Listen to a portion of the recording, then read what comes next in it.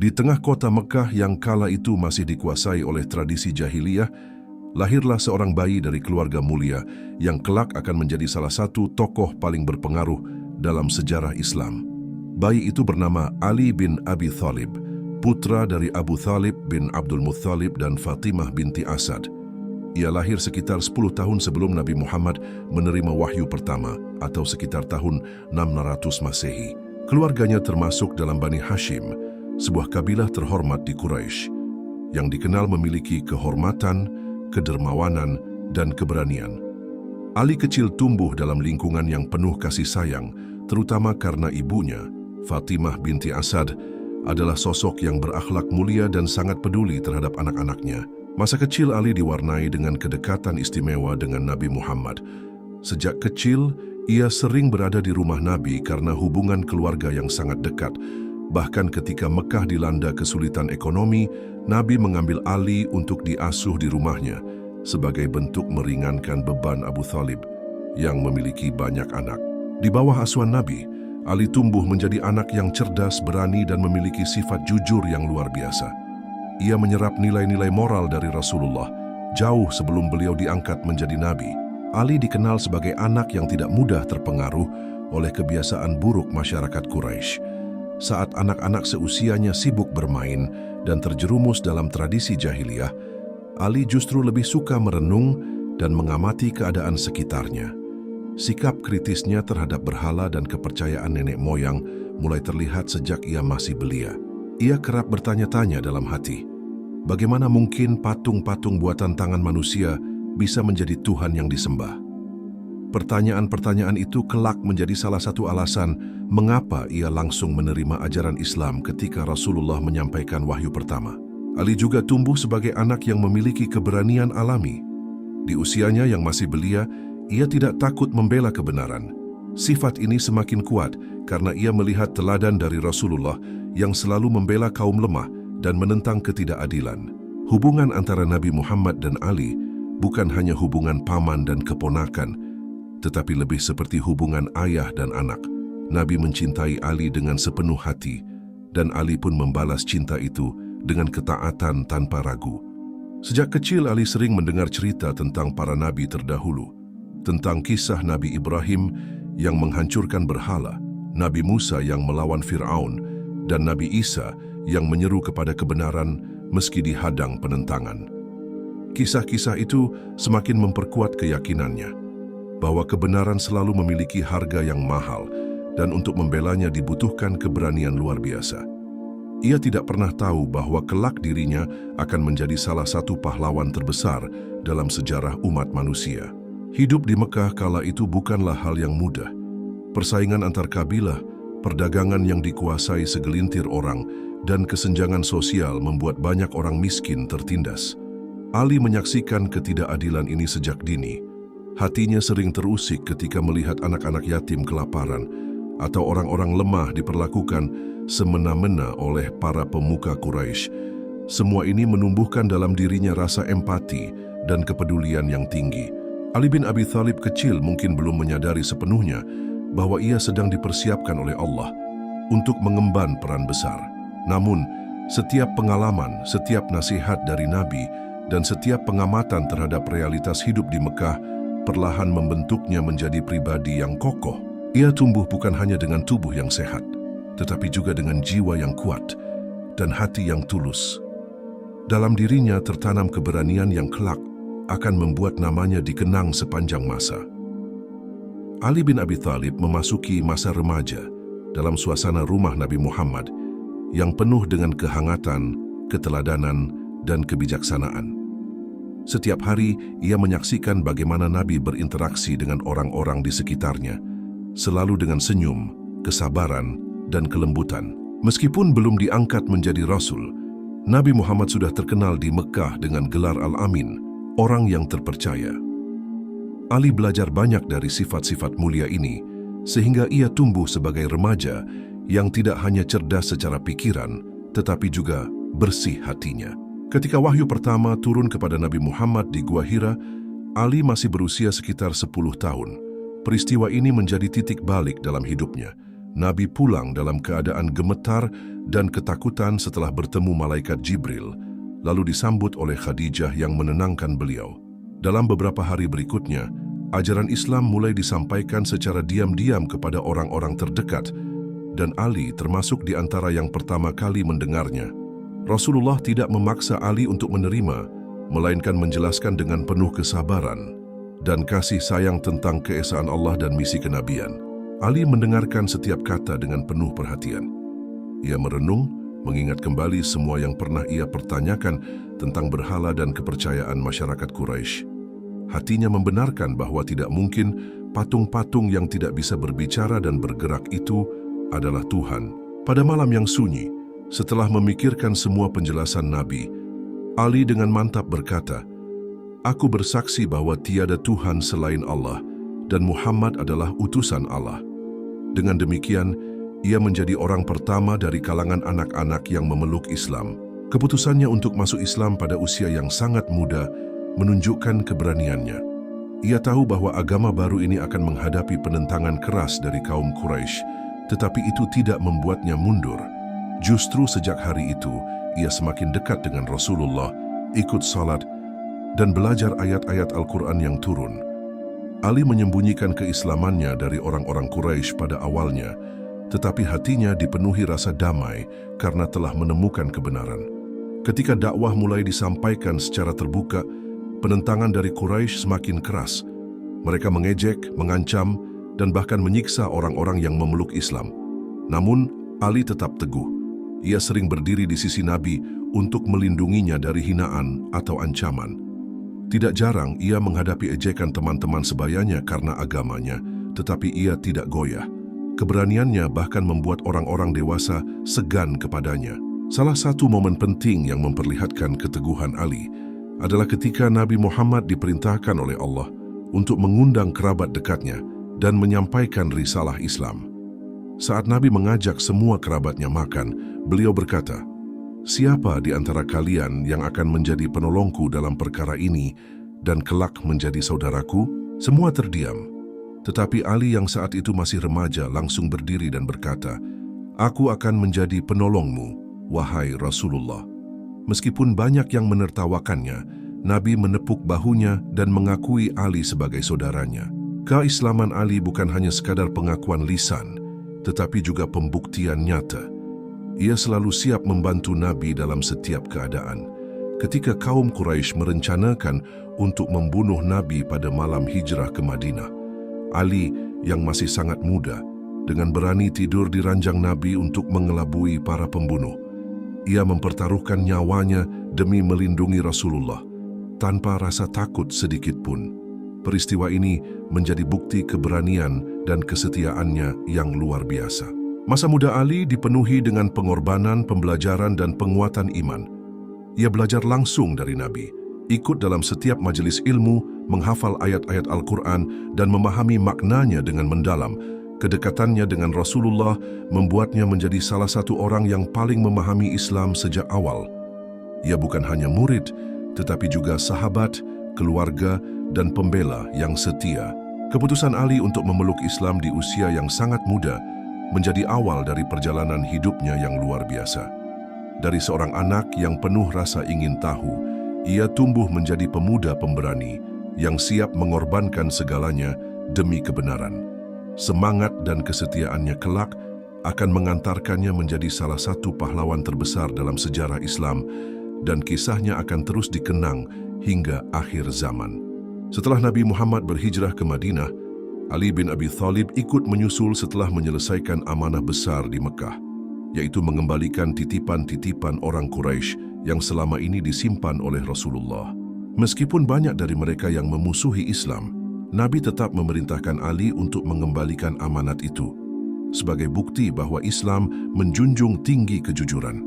Tugas ini berbahaya, karena Mekah sedang berada dalam suasana tegang, tetapi Ali melaksanakannya dengan penuh tanggung jawab. Sesampainya di Madinah, Ali disambut hangat oleh kaum Muhajirin dan Ansyar. Di kota ini, ia kembali berada di sisi Nabi, menjadi salah satu sahabat terdekat yang selalu siap membantu dalam urusan agama, sosial, dan militer. Tidak lama setelah itu, Nabi menikahkan putrinya Fatimah Az-Zahra dengan Ali. Pernikahan ini menjadi bukti kedekatan mereka, sekaligus menambah ikatan batin yang sudah terjalin sejak lama. Kehidupan rumah tangga Ali dan Fatimah sederhana, tetapi penuh berkah dan kebahagiaan. Mereka dikaruniai anak-anak yang kelak juga menjadi tokoh penting seperti Hasan dan Husain. Keteguhan dan keberanian Ali semakin terlihat ketika Islam mulai menghadapi ujian besar berupa peperangan melawan kaum Quraisy dan sekutunya. Perang Badar menjadi ajang pertama bagi Ali menunjukkan keberaniannya di medan laga. Dalam perang yang terjadi pada tahun kedua Hijriah itu, ia menjadi salah satu pejuang yang berperan besar dalam kemenangan kaum muslimin. Dengan pedang legendarisnya, Zulfikar, Ali menumbangkan beberapa jagoan Quraisy. Keberaniannya membuat namanya mulai diperhitungkan musuh. Tidak berhenti di situ. Pada perang Uhud ketika barisan kaum muslimin mulai kacau akibat serangan mendadak Quraisy, Ali tetap berdiri kokoh di sisi Rasulullah, melindungi beliau dari serangan lawan. Ia mengalami luka-luka, tetapi tidak mundur. Sikapnya yang tidak pernah meninggalkan Nabi di saat genting membuat para sahabat semakin mengaguminya. Puncak keberanian Ali terlihat jelas pada Perang Khandaq. Saat pasukan Quraisy dan sekutunya mengepung Madinah, seorang pendekar tangguh Quraisy bernama Amr bin Abdul menantang duel siapapun dari pihak Muslim. Banyak sahabat ragu karena Amr terkenal sangat kuat, tetapi Ali maju tanpa rasa takut. Dengan izin Rasulullah, ia menghadapi Amr dan berhasil menumbangkannya dalam pertarungan singkat namun sengit. Kemenangan itu mengangkat semangat kaum muslimin dan membuat musuh gentar. Peristiwa lain yang sangat terkenal adalah penaklukan Khaybar. Benteng Khaybar dikenal sangat kuat, dijaga pasukan Yahudi yang terlatih. Awalnya, beberapa sahabat mencoba memimpin penyerangan, tetapi belum berhasil. Lalu Nabi berkata, "Besok, aku akan memberikan bendera ini kepada seorang lelaki yang mencintai Allah dan Rasul-Nya, dan Allah serta Rasul-Nya mencintainya." Keesokan harinya, bendera itu diberikan kepada Ali. Meski matanya sedang sakit, Nabi meniup matanya hingga sembuh. Ali memimpin serangan dan berhasil merobohkan gerbang benteng Khaybar dengan kekuatan luar biasa. Kemenangan ini menjadi salah satu kisah heroik yang selalu dikenang. Ali bukan hanya pejuang di medan perang, tetapi juga ahli ilmu. Di sela-sela kesibukan, ia belajar langsung dari Rasulullah tentang tafsir Al-Quran, hukum-hukum Islam, dan kebijaksanaan dalam memimpin. Banyak sahabat mengakui bahwa Ali adalah salah satu yang paling paham tentang agama. Keilmuannya membuatnya menjadi rujukan dalam banyak persoalan, bahkan di masa kepemimpinan khalifah setelah Nabi wafat. Keberanian, kesetiaan, dan ilmunya membuat Ali menjadi sosok yang unik, seorang ksatria di medan perang, tetapi juga seorang ulama yang penuh kebijaksanaan. Ia tidak pernah berperang demi kemuliaan pribadi, melainkan semata-mata untuk meninggikan kalimat Allah. Dalam setiap langkah perjuangannya, ia selalu menempatkan ridha Allah di atas segalanya. Dengan reputasi yang terus berkembang, Ali menjadi teladan bagi para sahabat muda. Mereka melihatnya sebagai sosok yang gagah, berani, setia, dan penuh integritas. Bagi Ali sendiri, semua kemenangan dan kemuliaan itu hanyalah amanah yang harus dipertanggungjawabkan di hadapan Allah kelak. Ia menyadari bahwa perjuangan masih panjang dan ujian-ujian besar akan datang, tidak hanya di medan perang, tetapi juga di ranah kepemimpinan dan persatuan umat. Ali bin Abi Thalib adalah sosok yang namanya selalu terukir di setiap pertempuran penting dalam sejarah Islam. Ia tidak hanya sekadar hadir, tetapi selalu menjadi salah satu pilar kemenangan umat Islam di medan perang. Sejak Perang Badar hingga penaklukan Khaybar, keberanian dan kemampuannya sudah terbukti. Namun, perjuangannya tidak berhenti di sana. Dalam perjalanan panjang Islam, masih banyak pertempuran besar yang menguji nyalinya, keteguhan imannya, dan kesetiaannya kepada Rasulullah. Salah satu perang yang sangat menguji adalah Perang Hunain. Perang ini terjadi setelah penaklukan Mekah, ketika kaum muslimin menghadapi pasukan Hawazin dan Tsaqif. Pada awal pertempuran, kaum muslimin sempat terpukul mundur karena serangan mendadak musuh. Banyak pasukan yang panik dan tercerai-berai. Namun Ali tetap berdiri teguh di sisi Rasulullah. Dengan pedangnya, ia membentuk barisan pertahanan bersama beberapa sahabat setia hingga keadaan berbalik dan kemenangan berpihak kepada kaum muslimin. Lalu ada Perang Tabuk. Meskipun tidak terjadi pertempuran langsung, perjalanan menuju Tabuk adalah ujian berat bagi seluruh pasukan. Jarak yang jauh, panas yang terik, dan persediaan logistik yang terbatas membuat perjalanan ini sangat melelahkan. Dalam situasi seperti itu, semangat juang Ali tetap menyala. Bahkan ketika Rasulullah meminta Ali untuk tinggal di Madinah sebagai pengganti beliau sementara memimpin ekspedisi, Ali menerimanya dengan lapang dada meski awalnya ia ingin ikut berperang. Nabi menenangkannya dengan sabda, "Tidakkah engkau ridha menjadi bagiku seperti Harun bagi Musa? Hanya saja tidak ada nabi setelahku." Kalimat ini menjadi pengakuan istimewa atas kedudukan Ali di sisi Rasulullah. Selain peperangan melawan musuh eksternal, ada juga misi-misi khusus yang dijalankan Ali. Salah satunya adalah ketika Rasulullah mengutusnya ke Yaman untuk berdakwah sekaligus menjadi hakim dalam beberapa perkara. Meskipun awalnya Ali merasa khawatir karena tidak terbiasa mengadili sengketa, Nabi menegaskan bahwa Allah akan memberikan petunjuk kepadanya.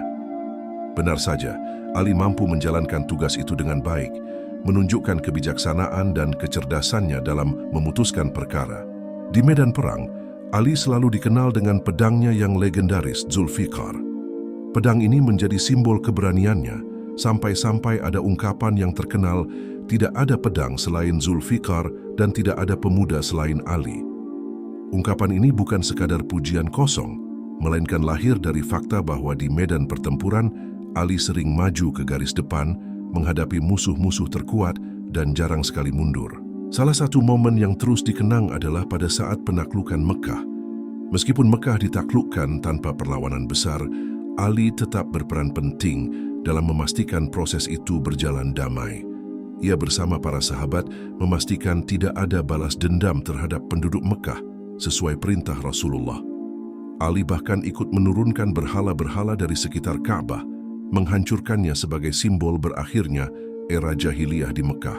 Perjalanan hidup Ali di medan perang selalu diwarnai dengan dua hal, keberanian dan keikhlasan. Ia tidak pernah maju untuk mencari pujian, melainkan murni karena ingin menegakkan kalimat Allah. Bahkan, dalam duel-duel pribadi, ketika lawan sudah hampir kalah, Ali sering menahan diri agar tidak bertindak karena amarah pribadi. Ia hanya berperang karena Allah, bukan karena dendam. Pengalaman panjang Ali di medan pertempuran menjadikannya sosok yang sangat disegani, baik oleh kawan maupun lawan. Para sahabat muda menjadikannya teladan keberanian, sementara musuh pun mengakui kehebatannya. Namun di balik keberaniannya, ia tetaplah pribadi yang rendah hati. Ia sering berkata bahwa kemenangan hanya datang dari Allah dan dirinya hanyalah perantara. Semua pertempuran besar yang diikuti Ali tidak hanya membentuknya sebagai pejuang, tetapi juga mempersiapkannya untuk peran yang lebih besar di masa depan, memimpin umat di tengah ujian yang jauh lebih berat, yaitu fitnah dan perpecahan internal. Sebuah ujian yang kelak akan menentukan arah perjalanan umat Islam setelah wafatnya Rasulullah. Setelah wafatnya Rasulullah, umat Islam memasuki masa kepemimpinan para khalifah yang dikenal sebagai Khulafaur Rasyidin. Ali bin Abi Thalib setia mendukung para khalifah sebelumnya, yakni Abu Bakar, Umar, dan Utsman, dengan penuh keikhlasan, meski banyak sahabat dan sebagian umat menginginkan dirinya menjadi khalifah sejak awal. Ia memahami bahwa kepemimpinan bukanlah soal ambisi pribadi, melainkan amanah besar yang harus dijalankan dengan niat yang tulus. Pada masa Abu Bakar dan Umar, Ali berperan sebagai penasihat yang bijaksana. Ia kerap memberikan masukan dalam persoalan hukum, strategi, dan kebijakan. Keilmuannya diakui oleh keduanya. Bahkan Umar pernah berkata, "Seandainya tidak ada Ali, niscaya Umar bin Khattab binasa," sebagai bentuk pengakuan atas kecerdasan dan pandangan tajam Ali. Namun situasi mulai berubah pada masa Khalifah Utsman bin Affan. Seiring berjalannya waktu, muncul ketidakpuasan di kalangan sebagian umat terkait beberapa kebijakan dan pengangkatan pejabat. Ketegangan ini memuncak hingga terjadinya pemberontakan yang berakhir dengan terbunuhnya Utsman secara tragis. Peristiwa ini mengguncang dunia Islam. Setelah wafatnya Utsman, banyak pihak mendesak Ali untuk menerima jabatan khalifah. Awalnya Ali enggan, Ia menyadari betapa beratnya memimpin umat dalam keadaan yang terpecah. Namun, desakan terus datang dari para sahabat dan tokoh Madinah. Akhirnya, demi mencegah kekosongan kepemimpinan, Ali menerima amanah itu. Saat dibayat menjadi khalifah keempat, ia menyampaikan pidato yang tegas bahwa ia akan menegakkan keadilan tanpa memandang status. Dan semua kebijakan harus kembali kepada ajaran Al-Quran dan Sunnah Rasulullah. Sejak awal kepemimpinannya, Ali dihadapkan pada tantangan besar. Pembunuhan Utsman meninggalkan luka mendalam dan ketegangan politik yang membelah umat Islam menjadi beberapa kelompok. Sebagian menuntut agar para pembunuh Utsman segera diadili, sementara sebagian lain menganggap bahwa stabilitas dan persatuan harus lebih diutamakan terlebih dahulu. Ali mencoba mengambil jalan tengah, tetapi situasi semakin rumit. Salah satu ujian terbesar datang dari Perang Jamal, yang melibatkan Aisyah, Thalhah, dan Zubair, tokoh-tokoh besar sahabat Nabi yang memiliki niat menuntut keadilan atas wafatnya Utsman. Ali berusaha untuk menghindari pertumpahan darah dengan melakukan perundingan.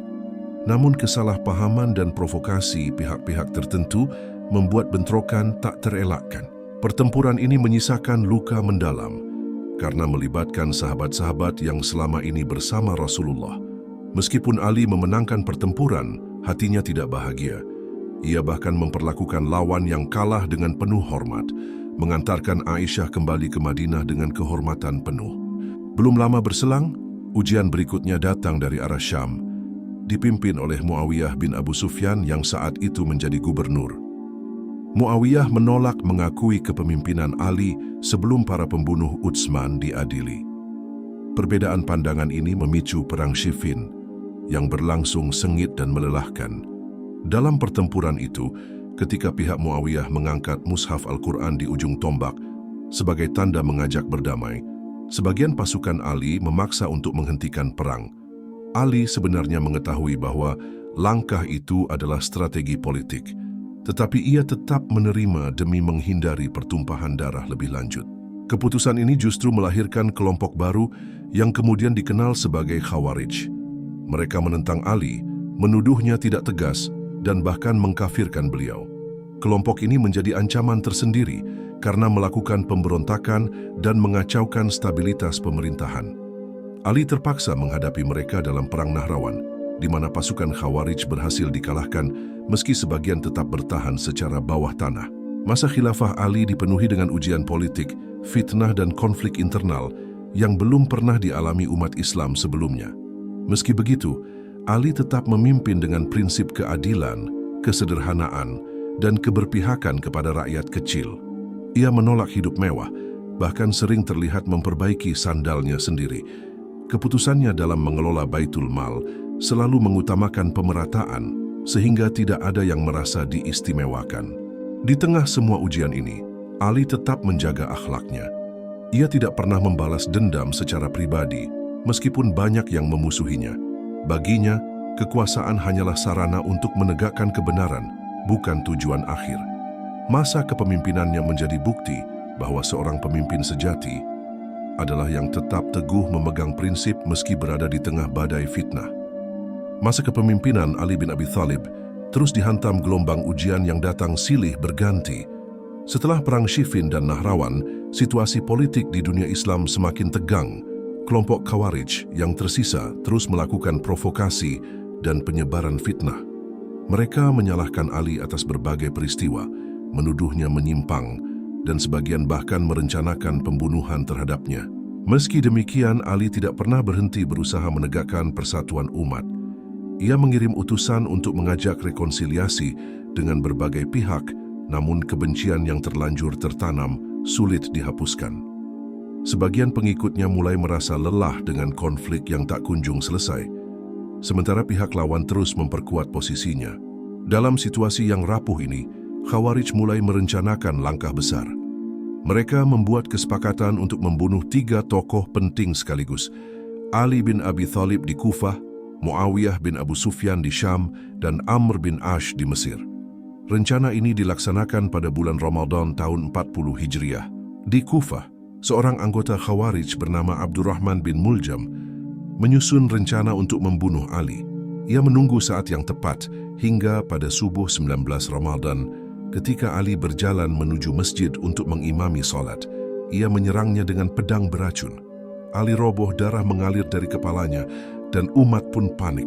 Meskipun terluka parah, Ali tetap tenang. Ia memerintahkan agar penyerangnya diperlakukan dengan baik, tidak disiksa, dan menunggu keputusan hukum. Kata-kata terakhirnya kepada anak-anaknya, Hasan dan Hussein, adalah nasihat untuk bertakwa kepada Allah, menjaga persaudaraan, serta tidak menumpahkan darah tanpa alasan yang benar. Serangan itu menjadi akhir dari perjalanan kepemimpinannya yang penuh ujian. Selama menjabat, Ali telah menghadapi perang saudara, perpecahan politik, dan fitnah yang menyakitkan. Namun ia tetap meninggalkan teladan tentang kesabaran, keadilan, dan keberanian yang tak tergoyahkan. Ali bin Abi Thalib wafat pada tanggal 21 Ramadan tahun 40 Hijriah, dalam usia sekitar 63 tahun, usia yang sama dengan Rasulullah saat wafat. Jenazahnya dimakamkan secara sederhana di Najaf, Irak, dan makamnya kini menjadi salah satu tempat yang dihormati umat Islam.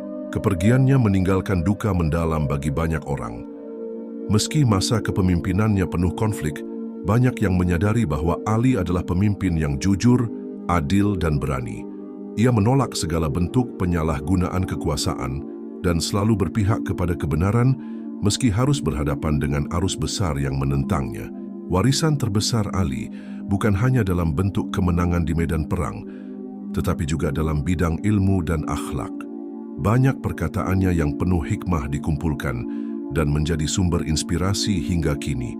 Ungkapannya tentang keadilan, kesabaran, dan cinta kepada Allah menjadi pedoman hidup bagi generasi setelahnya. Anak-anaknya, Hasan dan Hussein, melanjutkan warisan perjuangan ini. Mereka menjadi simbol keteguhan dalam mempertahankan kebenaran, bahkan ketika harus berhadapan dengan kekuatan politik yang besar. Ali diingat sebagai sosok yang memadukan keberanian seorang prajurit, kebijaksanaan seorang ulama, dan kesederhanaan seorang hamba Allah. Ia tidak hanya menjadi tokoh sejarah, tetapi juga teladan moral dan spiritual. Kisah hidupnya mengajarkan bahwa kepemimpinan sejati adalah pelayanan, bahwa kebenaran seringkali harus dibayar dengan pengorbanan, dan bahwa kemuliaan sejati bukan terletak pada kekuasaan, melainkan pada keteguhan memegang prinsip. Hingga kini, nama Ali bin Abi Thalib tetap harum disebut dalam doa, pelajaran, dan sejarah. Ia adalah singa Allah yang gagah berani, pemimpin yang adil dan hamba yang tulus. Warisan nilai-nilainya tetap hidup, menginspirasi jutaan hati untuk berjalan di jalan kebenaran meski penuh ujian.